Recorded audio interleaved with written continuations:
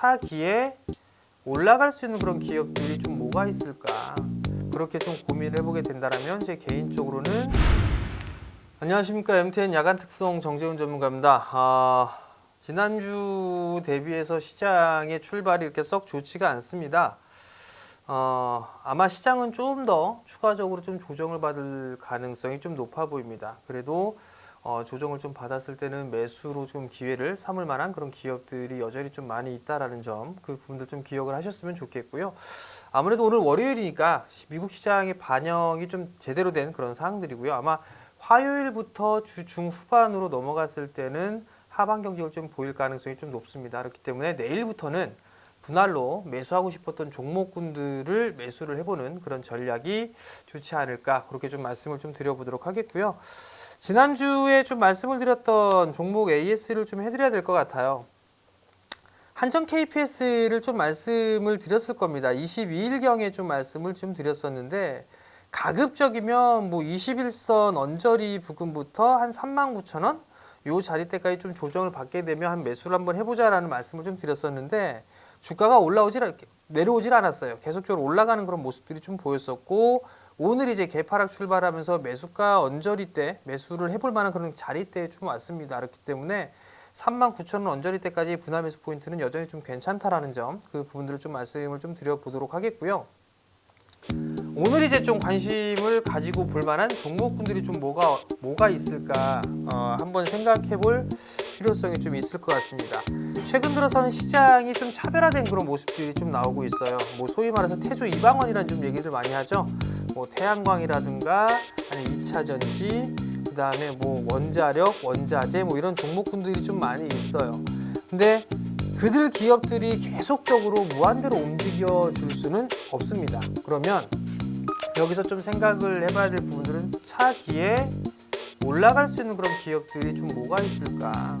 인프라 쪽도 하나의 기회의 축이다라고 좀 생각을 하고 있습니다. 그 이유는 우선적으로 볼 수 있는 게 최근에 이슈로 좀 불거졌던 부분들이 네옴시티에 대한 얘기들이 좀 있어요. 그리고 난 다음엔 우크라이나의 재건 얘기들도 좀 있을 수가 있을 것 같고, 또 하나는 국내 정부 정책적인 측면을 놓고 볼 수가 있을 것 같습니다.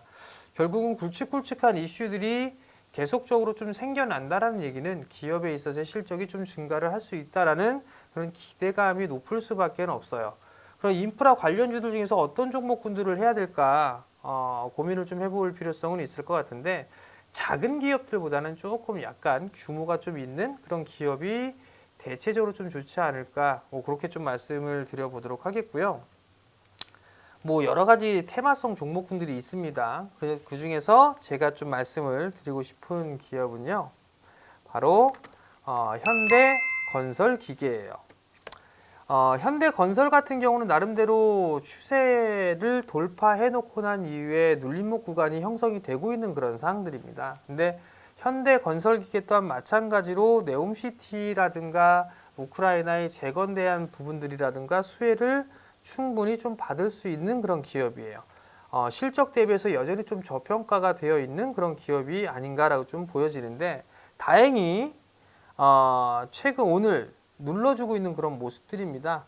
기술적인 흐름들을 좀 보게 되면 대량 거래가 좀 동반해주는 그런 모습들이 좀 나왔어요.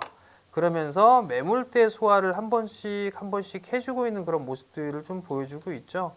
지금은 다시 눌림목 구간이 아닌가라고 좀 생각이 듭니다. 그럼 결국은 이 기업을 어디에서 좀 매수를 해볼까 생각을 해볼 필요성은 있을 것 같은데요.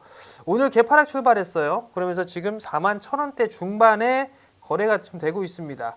그냥 뭐 부담 없이 61선 언저리죠. 한 41,000원대에서부터 39,000원 언저리대까지 이 자리대에 매수를 해놓은 분할로 접근을 해본다라면 나름대로 좀 괜찮지 않을까 싶습니다.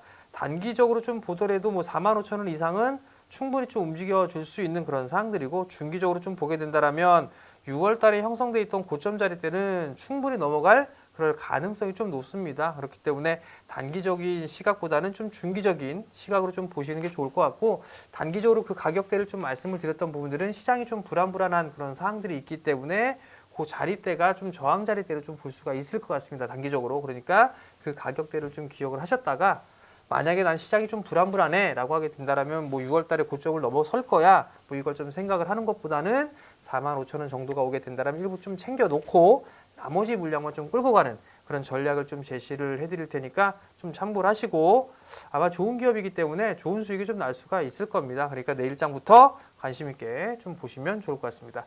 지금까지 M10W 야간 특송 정재훈 전문가였습니다.